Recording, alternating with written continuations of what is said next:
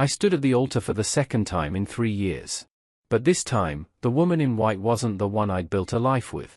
She wasn't the one I'd loved through every silence, every doubt, every cold night when she turned away from me. No, this time, it was her best friend. And somewhere in the back of that small, sunlit chapel, hidden behind a veil of her own shame, my ex-wife sat trembling. I didn't invite her. She came anyway. It started with a rumor.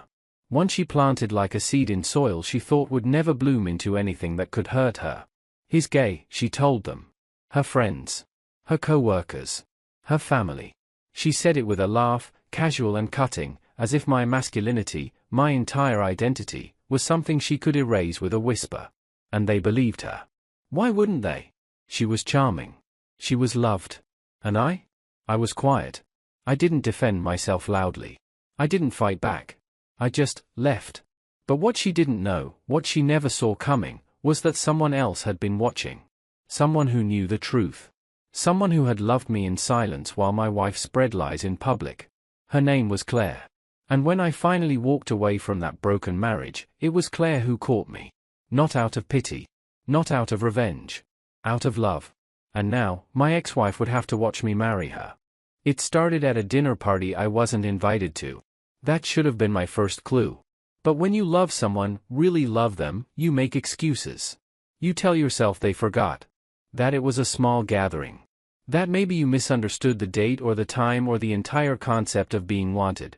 I did that for months. Maybe longer. I can't pinpoint exactly when the coldness started. It crept in like winter fog, slow and deliberate, until one day I woke up shivering and realized I'd been freezing for a long time. Natalie had been distant. Not in the way couples drift when life gets busy, this was different. Surgical. Intentional. Like she was rehearsing for an exit she hadn't announced yet. She'd come home late, her laughter still echoing in her throat from wherever she'd been, from whoever she'd been with. She'd scroll through her phone at dinner, smiling at things I wasn't part of, liking photos I'd never see. And when I asked her what was wrong, she'd look at me like I was imagining ghosts in an empty house. Nothing's wrong, she'd say, her voice flat. You're too sensitive. So I stopped asking. I stopped reaching. I learned to make myself smaller in my own home. I thought maybe it was work. Stress from a promotion she wanted. The weight of responsibilities I couldn't see or understand. I didn't think it was me.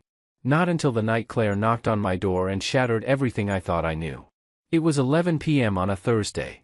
One of those nights where the world feels too quiet, like it's holding its breath before something terrible happens. I opened the door, and there she was, Natalie's best friend since college, standing in my hallway with red-rimmed eyes and trembling hands that clutched her car keys like a lifeline. She didn't say hello. She didn't apologize for the hour or the intrusion. She just looked at me with this expression, part pity, part anger, part something I couldn't name, and said, "You need to know what she's been saying about you."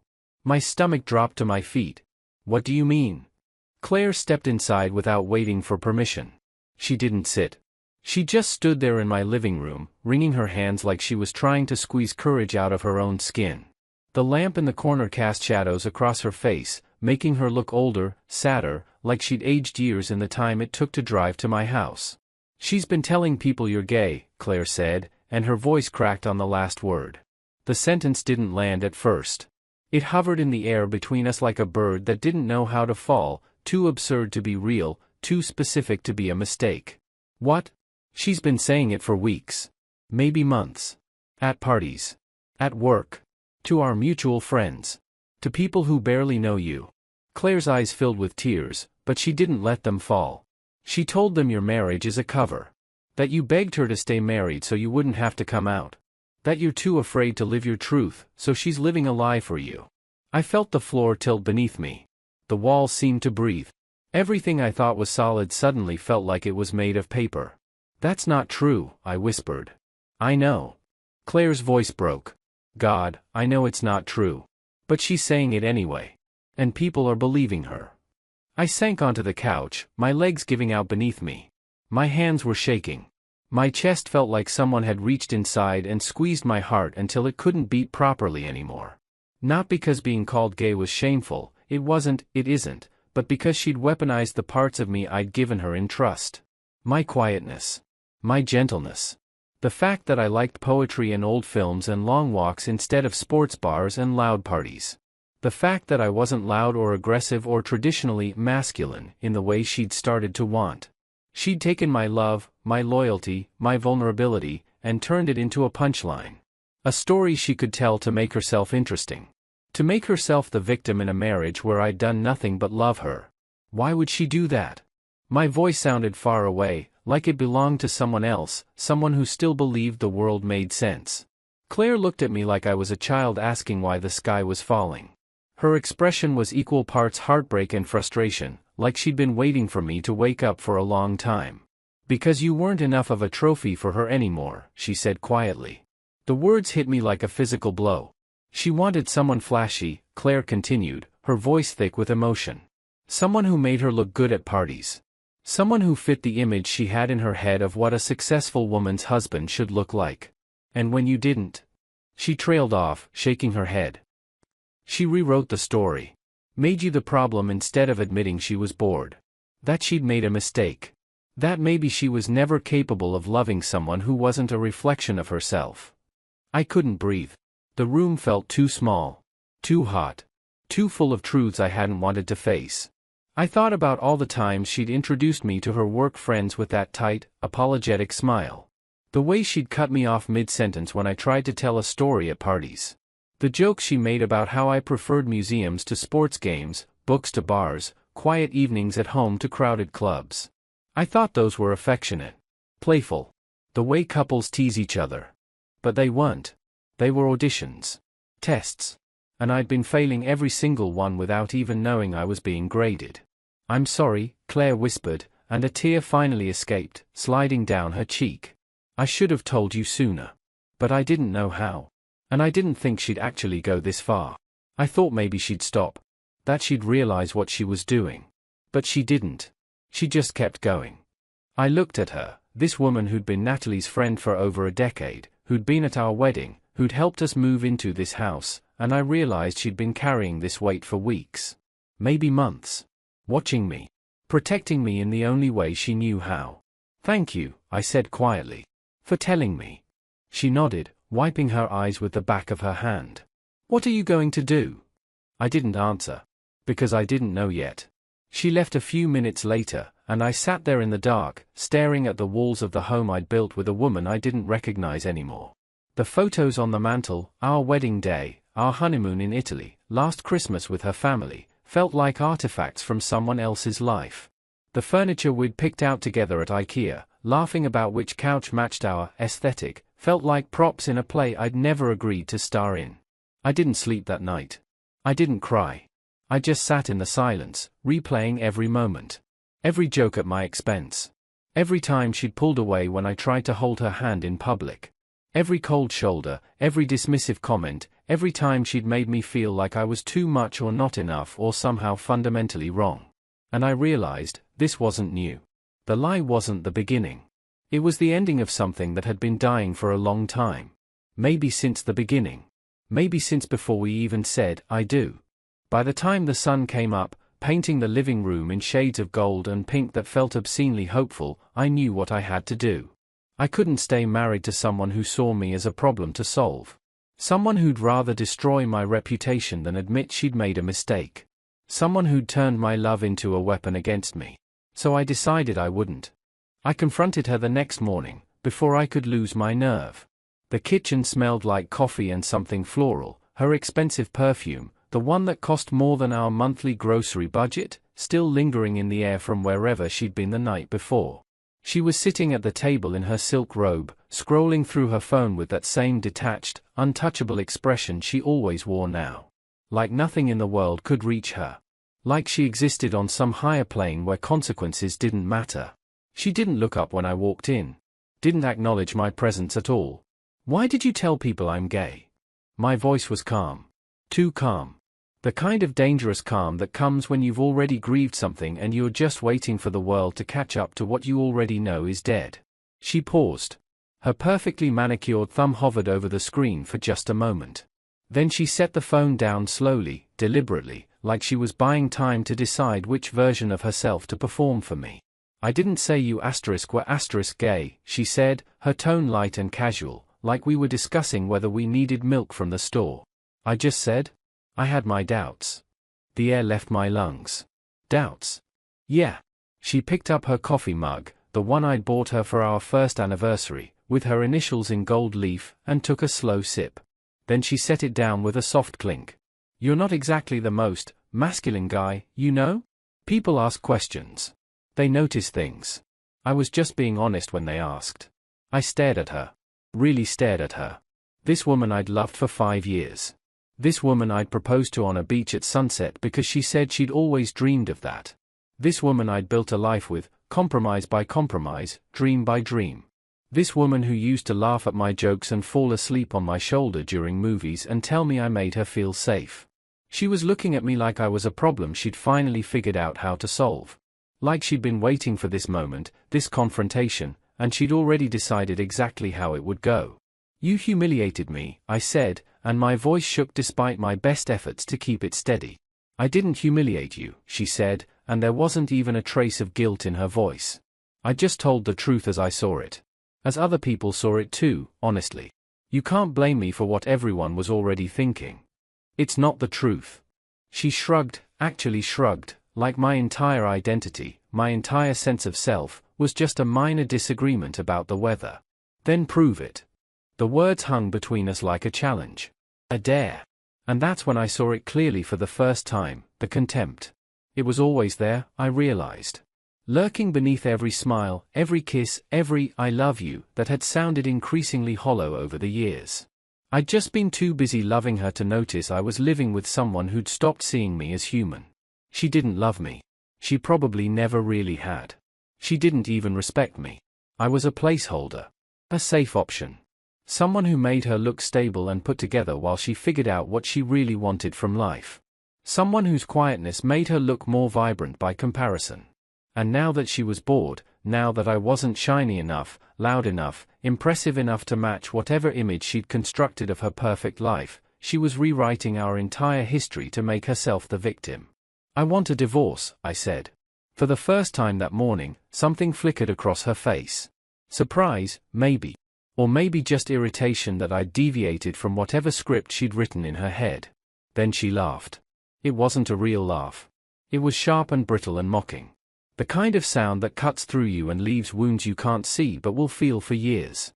Fine, she said, leaning back in her chair like a queen on a throne. But don't expect anyone to believe your side of the story. I've been laying the groundwork for months. Everyone already knows what you are. My hands clenched into fists at my sides. Not because I wanted to hit her, I'd never, could never, but because I needed something to hold on to. Some proof that I was still real, still here, still capable of feeling something other than this crushing betrayal. You really think that little of me? I asked. I think, she said, her eyes cold and glittering like ice, that you've been playing the victim for so long, you don't know how to be anything else. Poor, sensitive, misunderstood you. It must be so hard being so gentle in such a harsh world. Her voice dripped with sarcasm, and I realized she'd been practicing this. This cruelty wasn't spontaneous. She'd been rehearsing these lines, perfecting this performance, probably while lying next to me at night. I didn't say anything else. There was nothing left to say to someone who'd turned love into warfare. I walked to the bedroom, my legs moving on autopilot. Grabbed a duffel bag from the closet. Started packing, clothes, toiletries, the photo of my parents I kept on the nightstand. My hands were shaking so badly I could barely zip the bag closed. She didn't follow me. She didn't ask where I was going or when I'd be back. She just sat in that kitchen, scrolling through her phone again, probably texting her friends about what a scene I was making, how dramatic I was being, how she'd always known I couldn't handle the truth. When I walked past her with my bag slung over my shoulder and my car keys in my hand, she didn't even look up. You'll regret this, she said to her phone screen. You'll come crawling back when you realize no one else will want you. I stopped at the door. My hand on the knob. The morning light streaming through the window felt too bright, too hopeful for this moment. I turned back. Looked at her one last time. Tried to find even a trace of the woman I'd fallen in love with. But she was gone. Or maybe she'd never existed at all. No, Natalie, I said quietly. I won't. And I walked out. The morning air hit me like a baptism. Cold. Sharp. Real. I stood on the sidewalk outside the house we'd bought together, the house with the blue shutters she'd insisted on, the garden I'd planted, the mailbox we'd painted together on a Sunday afternoon that felt like it belonged to different people, and I felt the strangest thing. Nothing. No sadness. No anger. Just a quiet, hollow ache where something used to be. Like a tooth that had been pulled, leaving only the ghost of pain and a space that would eventually heal. I got in my car. Started the engine. And as I drove away, I didn't look in the rearview mirror. Not even once. Claire was there the day I moved out. Really moved out. Not just the emergency escape with one bag, but the systematic dismantling of a life I'd thought was permanent. I didn't ask her to come. I didn't even tell her I'd rented a truck and taken the day off work to pack up what was left of my things from the house that had stopped feeling like home months, maybe years, ago. But somehow, she knew. She showed up at noon with a stack of cardboard boxes that still smelled like the hardware store, a roll of packing tape, coffee from the place that knew how I took it, and that sad, understanding smile that told me she knew everything I couldn't say. "Hey," she said softly, standing on the porch with her arms full, her hair pulled back in a ponytail, wearing old jeans and a sweatshirt that had paint stains on the sleeves. "Hey," I replied, and my voice cracked on that single syllable. She didn't ask if I was okay. She didn't offer platitudes or false comfort. She just stepped inside and started helping me pack. We didn't talk much after that. We didn't need to. She'd always been like that, quiet, observant, the kind of person who noticed things other people missed or ignored. The way you took your coffee. The books you mentioned once in passing and forgot about. The look on your face when you were pretending to be okay but really weren't. The exact moment when a smile became a mask. Natalie used to make fun of her for it, especially after a few drinks at parties. She'd say Claire was too soft, that she needed to toughen up if she wanted people to take her seriously in the real world, that all that empathy would get her nowhere in life. But I always liked that about Claire. She didn't need to be loud to matter. She didn't need to perform or prove anything. She just was. Present. Steady. Real in a way that felt increasingly rare. We packed in silence, moving through the rooms like ghosts revisiting a life that no longer belonged to me. Every object felt heavy with memory, weighed down by the history it carried. The couch we'd picked out together after weeks of searching, arguing about fabric and color. The lamp Natalie hated but I loved because it reminded me of my grandmother's house. The framed photo of us on our wedding day, both of us smiling like we believed in forever, like we thought love was enough. Claire didn't ask what happened. She didn't pry or push or try to get me to talk before I was ready. She just worked beside me, folding clothes with careful precision, wrapping dishes in newspaper, taping boxes shut with an efficiency that felt almost reverent, like she understood these were the artifacts of a life ending. By late afternoon, my entire existence fit into the back of a rented truck. Everything I owned, everything I'd thought mattered, everything I'd brought into a marriage that had turned into a lie, all of it reduced to boxes and garbage bags and furniture that would need to find a new home. "Where are you going to stay?" Claire asked as we loaded the last box into the truck. Her voice was gentle, careful, like she was afraid the question itself might break me. "A friend's place," I said, not meeting her eyes. "For now. Just until I figure things out." She hesitated. I saw something flicker across her face, doubt, maybe, or fear, or something deeper I couldn't name. She shifted her weight from one foot to the other, opened her mouth, closed it, then tried again. "You could stay with me," she said finally. "I have a guest room. It's small, but it's yours if you want it. For as long as you need." I looked at her. Really looked at her. She was standing in the driveway, the late afternoon sun turning her hair into spun gold, her hands shoved deep into the pockets of her jacket like she was trying to make herself smaller, less threatening, like she was afraid I'd say no and she'd regret asking. There was something in her eyes, vulnerability, maybe, or hope, or both, that made my chest ache. And I realized something I should have seen years ago: she'd been seeing me this whole time. Not the version Natalie had invented, the questionable, not quite masculine enough, probably gay husband who was more burden than blessing. Not the rumor or the lie or the story Natalie had been telling to anyone who would listen. Just me. The actual person I was beneath all the noise. "I don't want to be a burden," I said, and I meant it. I'd been called that enough, implicitly, explicitly, in 1,000 small ways, that I couldn't bear the thought of being it again. You're not. Her voice was so soft, so certain, so full of something I'd stopped believing existed. You never were. Something in my chest cracked open. Not painfully.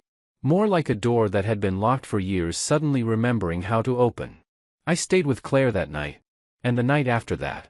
And the night after that. And somewhere in those quiet evenings, cooking dinner together in her small kitchen, watching old movies on her worn couch, talking about nothing and everything while the city hummed outside her windows, I started to feel human again. She didn't try to fix me. She didn't ask me to explain or defend or justify myself. She didn't need the full story or demand I perform my pain for her validation. She just let me exist. Gave me space to breathe. To be silent when I needed silence and to talk when words finally came. And in return, I started to notice things about her I'd never let myself see before. The way she hummed while she cooked, completely unself-conscious, lost in the simple joy of creating something. The way she tucked her hair behind her ear when she was concentrating on a book or a recipe or a thought. The way she laughed, really laughed, with her whole body, at the stupid jokes I made when I was trying to fill the silence with something other than my own sadness. The way she looked at me sometimes when she thought I wasn't paying attention. Like I was something precious. Something worth keeping. One night, maybe 2 weeks after I'd moved in, we were sitting on her balcony. The city stretched out below us like scattered stars, and the air smelled like rain that hadn't fallen yet. She handed me a cup of tea, and our fingers brushed. It was nothing. Barely a touch. But I felt it everywhere. "Thank you," I said. "For what?" "For this. For being here. For," I stopped, trying to find words adequate to the feeling. "For seeing me." She looked at me, her eyes dark and unreadable in the dim light, reflecting the city glow. "I've always seen you," she said quietly. And in that moment, I realized she had. All this time, while I was busy trying to be enough for someone who would never see me as anything but insufficient, Claire had been there. Watching. Waiting. Not because she wanted something from me. Not because she was keeping score or waiting for her moment. But because she already knew who I was. And she'd been waiting for me to know it too. That night, I didn't feel lost anymore. I felt found. It happened slowly, then all at once. The way important things usually do. Claire and I became inseparable. Not in the desperate, clinging way people latch onto lifeboats in a storm, but in the way two people fit together when they've been circling each other for years without realizing they were always supposed to collide. She made me laugh. Real laughter, the kind that comes from your stomach and leaves you breathless and aching in the best way. She listened when I talked, not just to respond with her own stories, but to actually understand. To remember. To care about the small details that most people let slip through the cracks. And she didn't try to fix me or change me or mold me into some idealized version she'd constructed in her head. She just let me exist. And in return, I started to see her differently. Not as Natalie's quiet friend who always sat in the corner at parties. Not as the woman who always volunteered to be the designated driver or help clean up while everyone else kept drinking. But as someone extraordinary in her own right. Someone who'd been hiding her light under a bushel not because it was dim, but because she'd learned that brightness made some people uncomfortable. We fell into a rhythm that felt ancient, like muscle memory from a life we'd lived before. Mornings, she'd make coffee while I scrambled eggs, and we'd eat breakfast on her tiny balcony, watching the city wake up. Evenings, we'd sit on her couch with a bottle of wine between us and talk about everything, our childhoods, our dreams, the things we were afraid to say out loud, the versions of ourselves we'd buried to make other people comfortable. And slowly, carefully, the walls I'd built around myself started to crumble. One night, about a month after I'd moved in, we were sitting in her living room. The TV was playing something neither of us was actually watching, some romantic comedy she'd put on more for background noise than entertainment. The bottle of wine between us was half empty, and the air felt thick with something unspoken, something that had been building for weeks. "I used to be jealous of Natalie," Claire said suddenly, breaking the comfortable silence. I turned to her, startled. "Why?" She looked down at her glass, swirling the wine like she was searching for courage in the deep red color. Her fingers trembled slightly, and I noticed she'd bitten her nails, something she only did when she was anxious. "Because she had you," Claire said finally. My breath caught in my throat. "I thought?" She paused. Swallowed hard. I thought if she could make you happy, then maybe I wasn't as special as I wanted to be. Like maybe there was something fundamentally wrong with me. Some deficit I couldn't see but everyone else could. That's why she got chosen and I didn't. Claire. But then I realized, she continued, her voice trembling but determined, she didn't make you happy. She just made you small. She took this incredible, gentle, thoughtful person and convinced him he was somehow less than. And I hated watching that. I set my glass down on the coffee table, my hands shaking. My heart was pounding so hard I could hear it in my ears. I hated watching you shrink yourself to fit into her idea of who you should be, she said. You stopped telling those stories that lit up your whole face. You stopped talking about the books you loved and the art that moved you and the quiet things that made you who you are. You stopped being you. You became this muted version, this shadow. And I wanted to say something. I wanted to grab you and shake you and tell you that you were perfect exactly as you were. But I didn't know how. And I didn't think you'd listen. I would have listened, I said quietly, meaning it with everything in me. Would you? She looked up at me, and her eyes were red, shining with unshed tears. Because it seemed like you loved her too much to see what she was doing to you. It seemed like you'd convinced yourself that if you just tried harder, loved better, made yourself smaller, she'd finally see you the way you deserved to be seen. The truth of her words hit me like a physical blow. I reached for her hand. She didn't pull away. Her fingers were cold and trembling in mine. I don't feel small with you, I said, and my voice cracked on the words. I feel like I can be exactly who I am. No performance. No pretending. No trying to be louder or more masculine or more anything. Just me. Her breath hitched. You're not too soft, Claire, I continued, needing her to understand this, to believe it. You're not too quiet. You're not too sensitive or too empathetic or too anything. You're exactly enough. You're more than enough. You're. My voice broke. I didn't know how to finish that sentence. How to put into words what she'd become to me. I've loved you for so long, she whispered, and a tear finally escaped, sliding down her cheek. Since before you married her. Since the engagement party where you told me about your favorite poem and your eyes lit up like the whole world made sense. I didn't think you'd ever see me. Not really. Not the way I saw you. I see you now, I said. And then I kissed her. It wasn't desperate or rushed or frantic. It was soft. Careful. Tentative. Like we were both afraid we'd break if we moved too fast, if we pushed too hard. Her lips were warm and tasted like wine and salt from her tears. Her hand came up to cup my face, her palm cool against my flushed skin. And when she kissed me back, really kissed me, I felt something I hadn't felt in years. Hope. Not the naive, childish hope that everything would be easy. But the real, grounded hope that comes from recognizing you've found something rare. Something worth protecting. Something that sees you and chooses you anyway. We pulled apart slowly, our foreheads resting together, our breaths mingling in the small space between us. Is this okay? I whispered. It's more than okay, she whispered back. It's everything. That night, everything changed. Not because we decided it would. But because it already had been changing for weeks, maybe months, maybe years, and we'd finally stopped fighting it. Natalie found out about us 3 months later.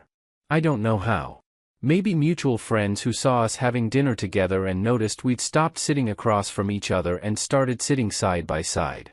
Maybe she saw a photo Claire posted on Instagram, nothing obvious, just the two of us at a coffee shop, but with a caption that implied something more. Maybe she'd been watching us all along, monitoring social media, asking questions, waiting for proof that would validate whatever narrative she'd constructed. But she called. And when I saw her name flash across my phone screen, my stomach dropped like an elevator with cut cables. I almost didn't answer.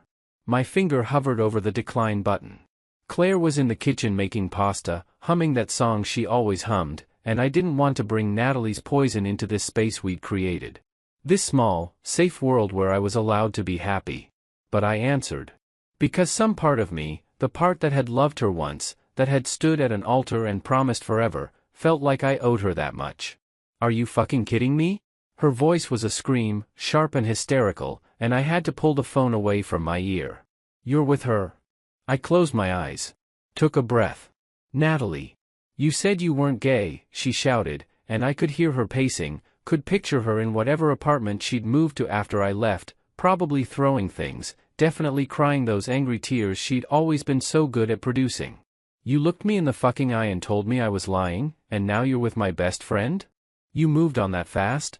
I moved on when you humiliated me, I said, keeping my voice calm and steady despite the rage boiling in my chest. Claire had nothing to do with that decision. She wasn't even part of the equation. You did this. Your lies. Your cruelty. This is on you. She was my best friend. Natalie's voice rose to a pitch that barely sounded human. We've known each other since college. And she just, swooped in the second you left? How long were you two? Nothing happened between us while we were married, I cut her off. Nothing. I didn't cheat on you. I didn't lie to you. I didn't spread rumors about you to everyone we knew. That was all you. She was my friend, she repeated, like the betrayal of friendship mattered more than the betrayal of our marriage vows. And you were my wife, I shot back, and something in my voice must have startled her because she went quiet. But that didn't stop you from telling everyone I was gay. That didn't stop you from humiliating me. From turning me into a joke. From rewriting our entire marriage to make yourself the victim. Silence. Heavy and thick and loaded with all the things we'd never said to each other when it mattered. Then, in a voice so small it almost broke me, so different from the screaming, I didn't think you'd actually leave. The admission hung between us like a confession. That's the problem, Natalie, I said quietly. You didn't think at all. You didn't think about how your lies would hurt me. You didn't think about the consequences. You just did whatever served you in the moment, whatever made you look interesting or sympathetic or like the victim of some tragic circumstance. You never thought I'd actually have enough self-respect to walk away. I hung up before she could respond. And for the first time in months, I felt truly free.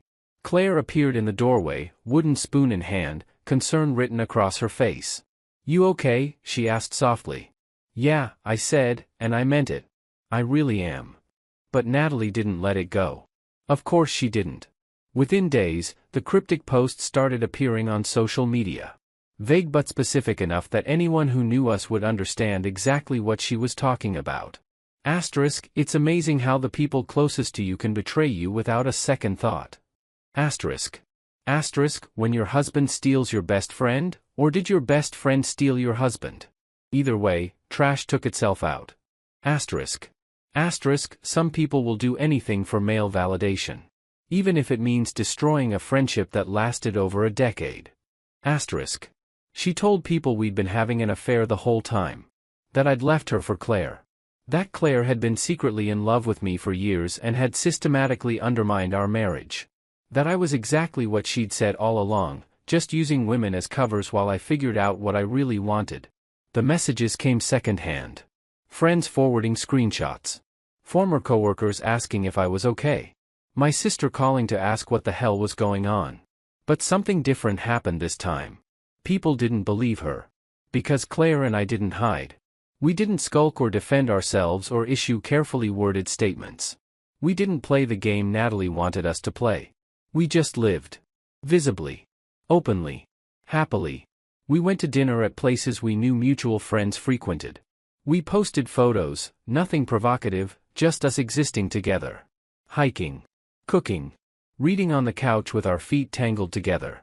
Normal couple things. Happy things.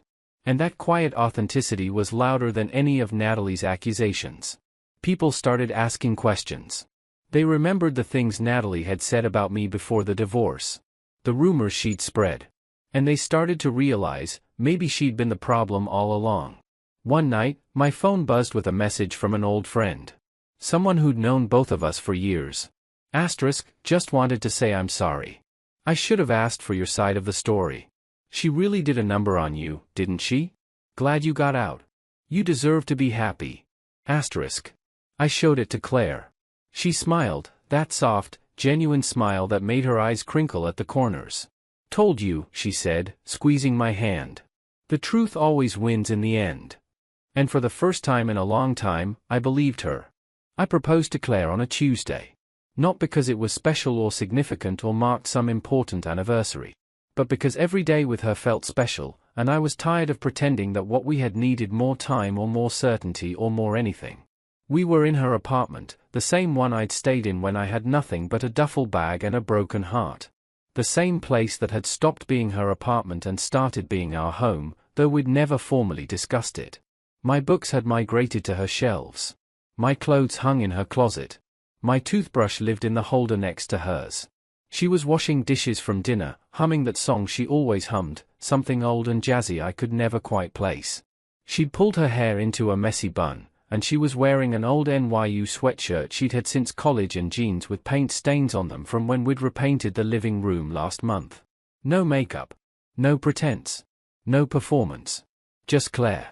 I was sitting at the kitchen table, supposedly reviewing some documents for work, but really I was just watching her. The way she moved. The way she existed in the world without apology. The way she'd made space for me in her life so effortlessly, like I'd always been meant to fit there. And I realized, I didn't want to spend another day without her.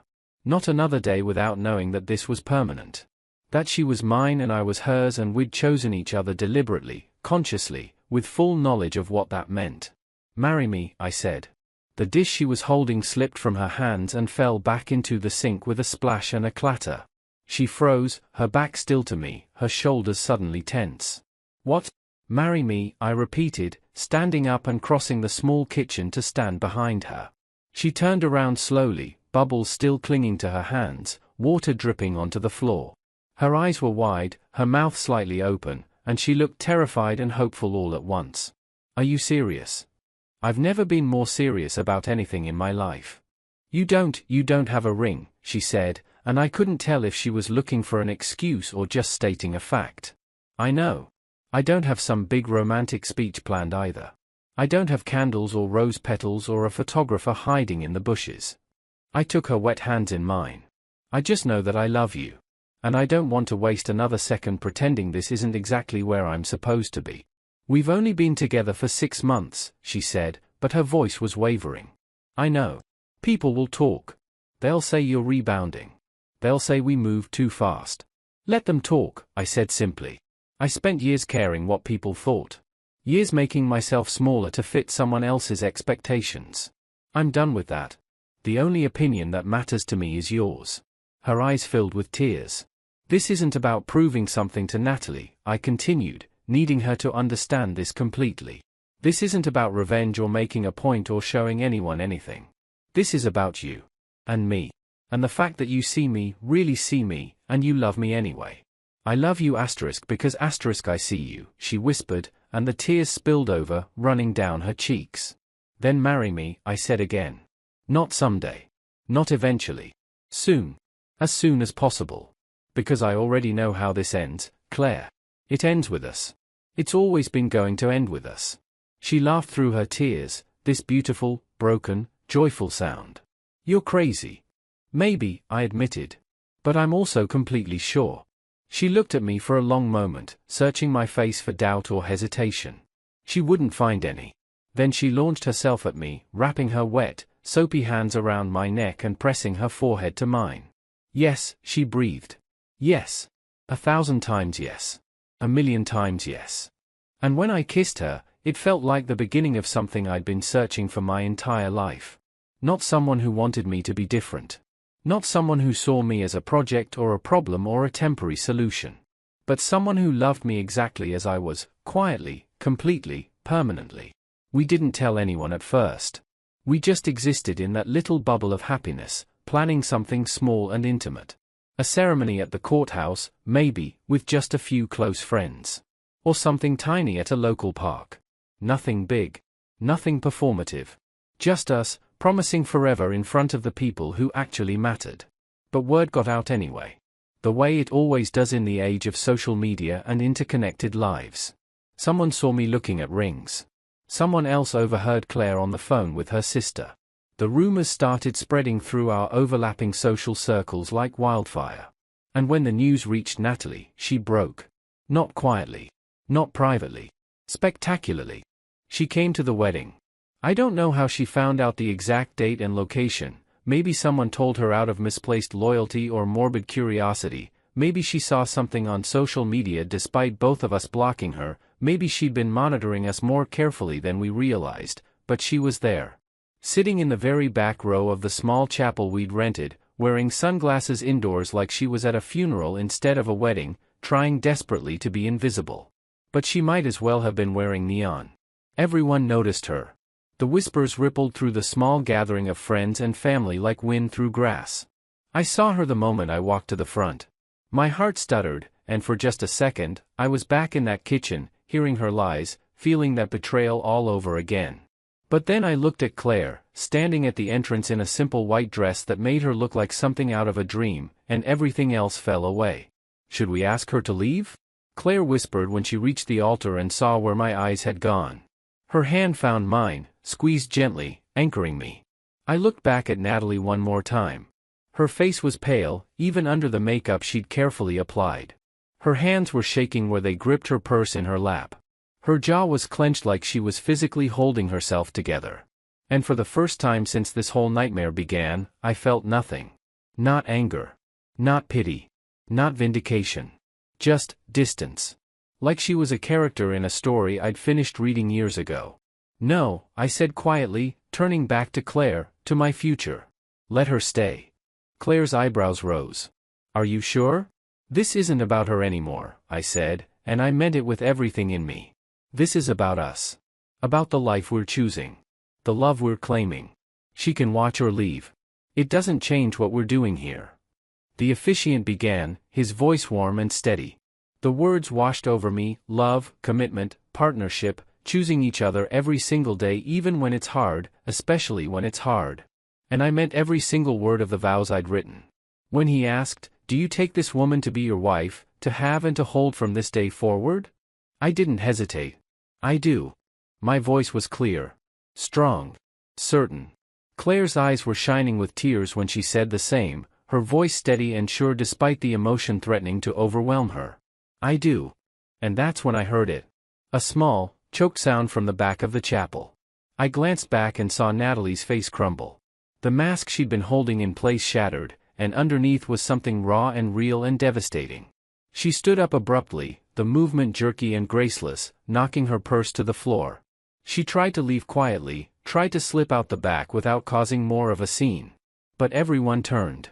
Everyone saw. Everyone knew. The door closed behind her with a soft click that somehow echoed in the small space. For a moment, there was silence. Awkward and heavy. Then Claire squeezed my hand, and the officiant smiled gently, and we continued. When he said, "You may kiss the bride," I pulled Claire close and kissed her like we were the only two people in the world. Like nothing else mattered except this moment, this promise, this choice we were making together. Because in that moment, we were. And nothing else did. The reception was small. Intimate. Full of people who actually loved us, who'd supported us through the worst of it, who understood what this meant. We danced. We laughed. We toasted to new beginnings and second chances and the courage it takes to choose happiness. No one mentioned Natalie. No one needed to. She'd lost me. And she'd lost Claire, the only friend who'd ever really cared about her, who'd loved her despite her flaws, who'd tried to make her see what she was doing before it was too late. Not because we'd set out to hurt her. Not because we'd planned some elaborate revenge. But because of the truth. The simple, unavoidable truth that you can't build happiness on someone else's destruction. That love isn't about possession or performance. That some people will never see you clearly, and that's not a failure on your part, it's a limitation of their vision. When Claire and I left that night, married and deliriously happy, we didn't look back. We only looked forward. We didn't see Natalie again after that. Not in person, anyway. I heard things through the grapevine. The way you always do in overlapping social circles that can never quite fully separate. She moved to another city. Portland, someone said. Or maybe Seattle. Somewhere far enough away to feel like a fresh start. She deleted all her social media accounts, or at least made them so private that no one I knew could find them anymore. She stopped talking about me altogether, stopped telling the stories she'd crafted so carefully. Part of me hoped she found peace. I really did. Not because I owed her anything, but because carrying that much bitterness seemed exhausting. I hoped she learned something from it all. I hoped she figured out how to be happy without making someone else small. But mostly, I stopped thinking about her. I stopped carrying her story the moment I said, "I do," to Claire. I put it down like a heavy bag I'd been dragging around for years, and I walked away from it without looking back. Now, Claire and I live in a small house on a quiet street where everyone knows their neighbors' names. It has a garden that Claire tends every morning before work, wearing the same paint-stained jeans and oversized sweatshirt she's always loved. She grows tomatoes and lavender and these little yellow flowers I can never remember the name of no matter how many times she tells me. The garden smells like summer and earth and hope. We have Sunday dinners with friends who see us, not the rumors, not the scandal, not the messy past, just us. Just two people who found each other and chose each other and keep choosing each other. They see the way Claire touches my shoulder when she passes behind my chair. The way I automatically pour her coffee exactly how she likes it. The thousands of tiny intimacies that make up a real life. And at night, when the world is quiet and the house is dark except for the lamp we keep on in the hallway, we lie in bed and talk about everything and nothing. Our days. Our dreams. The funny thing someone said at work. The book she's reading. The project I'm working on. The trip we want to take next summer. The life we're building together, brick by brick, choice by choice. Sometimes, when we're lying there in the comfortable silence that comes from really knowing someone, Claire asks me if I regret how it all happened. No, I tell her every time. I don't. Because the truth is, I didn't marry Claire to hurt Natalie. I didn't propose to prove a point or win some imaginary competition or show anyone what they'd lost. I married her because she was the first person who loved me for who I actually was. Not who she wanted me to be. Not who I could become if I just tried harder or changed myself or performed masculinity in the right way. Not some idealized version she'd constructed in her head. Just me. Quiet, gentle, poetry-loving, museum-going, soft-spoken me. She saw all of that, all the parts Natalie had weaponized, all the characteristics someone else had turned into flaws, and she loved me not in spite of them, but because of them.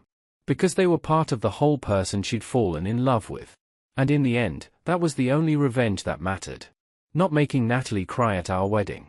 Not watching her social life crumble. Not hearing that she'd moved away or deleted her accounts or stopped telling lies about me. But this? This quiet, ordinary, extraordinary life. This morning coffee and evening conversations. This garden that smells like summer. This love that doesn't require me to be anything other than exactly who I am. Being happy. Being loved. Being free. That was always the point. That's always been the point. Some mornings, I wake up before Claire, and I lie there watching her sleep. Watching the way the early light filters through the curtains and paints patterns on her face. Listening to her breathe. Feeling grateful in a way I never knew was possible. And I think about the man I was 3 years ago. The one who was slowly disappearing inside a marriage that required him to be smaller and quieter and less himself with every passing day. The one who believed the lies someone he loved had told about him. The one who thought maybe he really was the problem. I think about how close I came to never leaving. To accepting that version of love, or what I thought was love, as the best I deserved. And I'm so grateful I found the courage to walk away. To believe I deserved better. To bet on myself even when it felt terrifying. Because that decision, that moment of saying, I want a divorce in a kitchen that smelled like coffee and contempt, led me here. To this house. This garden. This woman sleeping beside me who knows every part of me and loves all of it. The beginning isn't always where you think it is. Sometimes it's hidden in what looks like an ending. Sometimes you have to let something die completely before something new can grow. I thought my life was ending when I walked out of that house with one duffel bag and a shattered heart. But it wasn't ending. It was just beginning.